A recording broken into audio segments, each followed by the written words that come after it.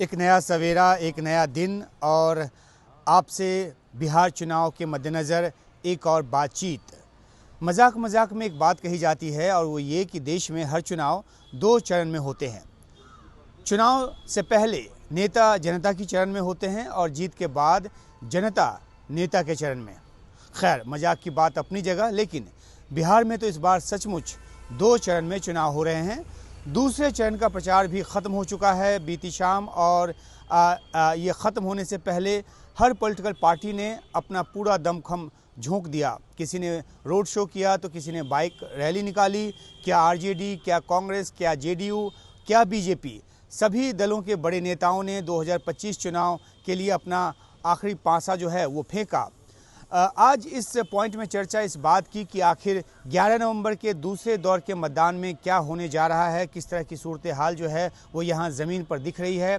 कहते हैं कि पहला चरण जो है उसमें जो 121 सीटों पर चुनाव हुआ, मतदान हुआ, वो पहला राउंड था। इस राउंड में हुए नफ़े नुकसान का आकलन करने के बाद सभी राजनीतिक पार्टियों ने अपनी अपनी जो रणनीति में कोर्स करेक्शन किया है। पहले दौर में जो भारी मतदान हुआ उसे सभी पार्टियां अपने अपने पक्ष में भुनाने की कोशिश में हैं। सबका कहना है कि जो वोटिंग परसेंटेज ज़्यादा हुआ है वो कहीं ना कहीं उनको फेवर करेगा। लेकिन जब ईवीएम खुलता है तो हमने पहले भी कई बड़ी बड़ी उम्मीदों को धाराशायी होते देखा है, तो इस बार भी कुछ उम्मीदें टूट जाएं, इसमें कोई आश्चर्य की होने की बात नहीं है। तो सबसे पहली बात ये कि पहले चरण में जो अधिक मतदान हुआ है वो असल में 3 से 4% ही रहा है। वजह ये कि महानगरों से जो छठ के मौके पर जो घर आए प्रवासी मजदूर थे उन्होंने ठहर कर वोट डाला, और दूसरी बड़ी बात कि महिलाओं ने भी मतदान में बढ़ चढ़ कर हिस्सा लिया।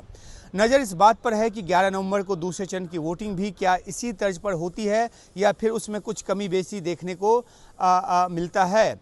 11 नवंबर को बिहार के 8 प्रमंडलों के 20 जिलों की 122 सीटों पर मतदान होने जा रहा है, मतदान हो रहा है। अगर 2020 के चुनावी आंकड़ों पर नज़र डालें तो इन 122 में से 67 यानी कि 67 सीटों पर एनडीए और 50 सीटों पर महागठबंधन जीता था।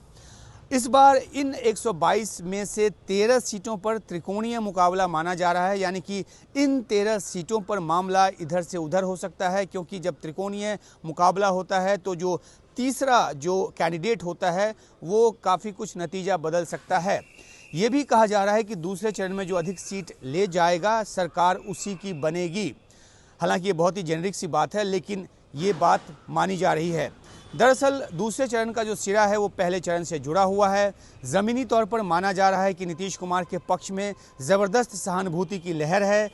ख़ास तौर पर महिलाओं के बीच उनका जो समर्थन है, उनका जो बेस है वो काफ़ी मजबूत है। और ये सिर्फ 10,000 रुपये खाते में आने की वजह से नहीं है। हालांकि उसका क्रेडिट जो है वो बीजेपी भी लेती है, केंद्र सरकार भी लेती है, लेकिन नीतीश के पीछे सालों साल से जो शराबबंदी की उनकी नीति रही है वो भी एक बड़ी वजह है। जिन स्कूली बच्चियों को नीतीश ने साइकिल योजना में साइकिल आदि बांटी थी वे सब वोटर के तौर पर नीतीश से मजबूती से जुड़े हुए हैं। और इन सब के बीच नीतीश की तबीयत खराब होने जैसी बातों ने भावुकता पैदा की है। नीतीश के खिलाफ कथित तौर पर बीजेपी ने जो पहले उपेक्षा का व्यवहार किया उसने भी नीतीश के कोर वोटरों को एकजुट रहने की वजह दी है। कुछ जानकार को तो यहाँ तक लगता है, वो यहाँ तक दावा कर रहे हैं कि नीतीश की सीटों की तादाद जो है, जो कि पिछली बार 43 थी 2020 में, इस बार 60 या उससे भी अधिक 70 पार कर जाए तो आश्चर्य नहीं होना चाहिए। हालांकि ये एक आकलन है, नतीजा तो है वो जो है वो तो 14 नवंबर को आएगा। लेकिन दूसरी तरफ एनडीए के कुछ घटक दलों के लिए कुछ आशंका भी जताई जा रही है। एक आकलन कहता है कि जेडीयू के कोर मतदाता जो हैं वो एलजेपी रामविलास के उम्मीदवारों को वोट देने में असहज महसूस कर रहे हैं, यानी कि जेडीयू का वोट जो है एलजेपी रामविलास को ट्रांसफ़र नहीं हो पा रहा है। इसकी वजह के तौर पर यह माना जा रहा है कि 2020 के चुनाव में एलजेपी आर ने ही जेडीयू के खिलाफ उम्मीदवार खड़े किए और जेडीयू की सीटों की तादाद घटाकर महज जो 43 रह गई घटकर, उसमें एलजेपी आर का बड़ा हाथ रहा। बीजेपी की तरफ से नीतीश कुमार को साफ साफ तौर पर मुख्यमंत्री का चेहरा घोषित न करना भी जेडीयू के वोटरों में भ्रम की स्थिति पैदा किया है।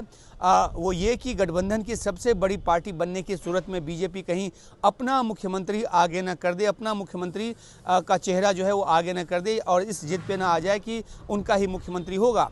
कुछ रिपोर्ट्स के मुताबिक एलजेपी-आर, हैम और उपेंद्र कुशवाहा की पार्टी जो है आरएलएम एनडीए के लिए कमज़ोर कड़ी साबित हो सकती है। कई सीटों पर जनसुराज भी चुनाव मुकाबले में है, जिससे तीसरा कोण जो त्रिकोणीय मुकाबला जिसको कहा जाता है वो बन गया है और जीत का अंतर बहुत कम रहने की संभावना है उन सीटों पर और नतीजे पलट भी सकते हैं।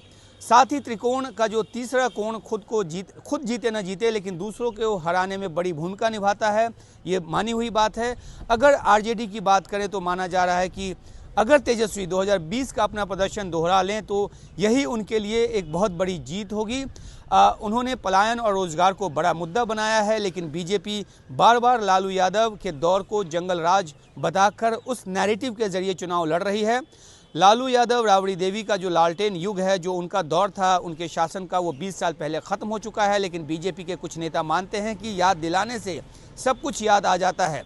आरजेडी के पक्ष में जो बहुत मजबूत दलील दी जा रही है वो ये कि इस बार मुस्लिम समुदाय के जो वोटर्स हैं वो उनके बहुत अधिक बंटने की संभावना नहीं है। 2020 में एआईएमआईएम के जो 5 विधायक जीते थे उनमें से 4 विधायक आरजेडी में शामिल हो गए थे। फिर क्या ऐसा नहीं करेंगे, ये सवाल पूछा जा रहा है। इस सवाल के साथ मुसलमान एकजुट रहने की कोशिश कर रहे हैं। हालांकि ओवैसी की पार्टी को भी वोट मिलेगा, इस संभावना से इनकार बिल्कुल नहीं किया जा सकता, उनको भी सीटें मिलेंगी।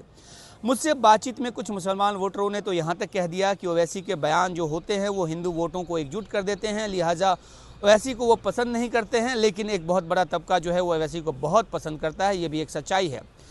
अगर सच में ओवैसी की पार्टी को अधिक वोट या सीट हासिल नहीं कर पाती है तो ये महागठबंधन के लिए वरदान साबित हो सकता है। तो 64 बिछी हुई है। अपडेट लेकर आपके सामने हम हाजिर होते रहेंगे। तो बने रहिए उमाशंकर सिंह पॉइंट पर, सब्सक्राइब कीजिए मेरे इस चैनल को और नोटिफिकेशन ऑन रखिए ताकि अंदर की कहीं कोई बड़ी खबर आपसे छूट न जाए। फिलहाल नमस्कार।